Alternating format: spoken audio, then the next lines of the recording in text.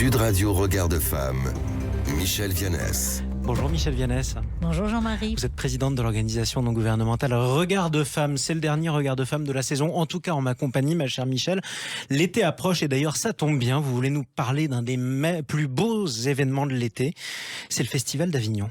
Et oui, avec l'été, le retour du Festival d'Avignon, ce point de repère de la création contemporaine.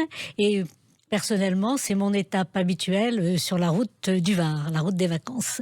Et donc cette année, j'aurai à nouveau le plaisir de retrouver Pierrette Dupoyer, dont c'est la 39e participation au festival. Alors Pierrette Dupoyer, qui, dès ses premiers spectacles en solo, a été comparée à un volcan sur scène. Elle brûlait littéralement les planches.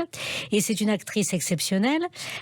Je dirais qu'elle est hallucinante par sa force à nous faire pénétrer dans son monde. C'est une dramaturge prodigieuse qui nous a fait vibrer en incarnant des personnalités singulières. Elle les met en scène, elle les incarne par la parole, par l'écriture, par les décors. Et d'ailleurs, elle a été distinguée tout de suite par Jean Vilar, qui lui avait décerné un Oscar de la création. Et en tout cas, ça, c'est une sacrée consécration dans le milieu des comédiens, évidemment. Que présente-t-elle cette année ? Alors, comme souvent, elle présente 2 œuvres. Et là, la première, donc, c'est Akitela, sa création de l'an dernier, qui était époustouflante. Messieurs les juges, Akitela. Voilà. Et donc, j'étais scotchée. Alors que les violences envers les femmes, c'est malheureusement mon quotidien, du moins de les entendre.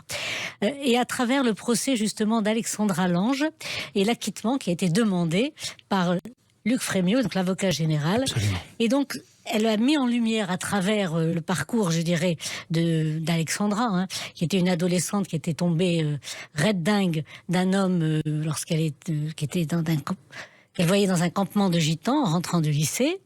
Et comment du prince charmant de ses rêves, elle est arrivée, elle a vécu avec le bourreau qui va la démolir psychologiquement, puis physiquement, et femmes et enfants, et avec une indifférence complice et incroyable, à la fois de ses parents et des voisins.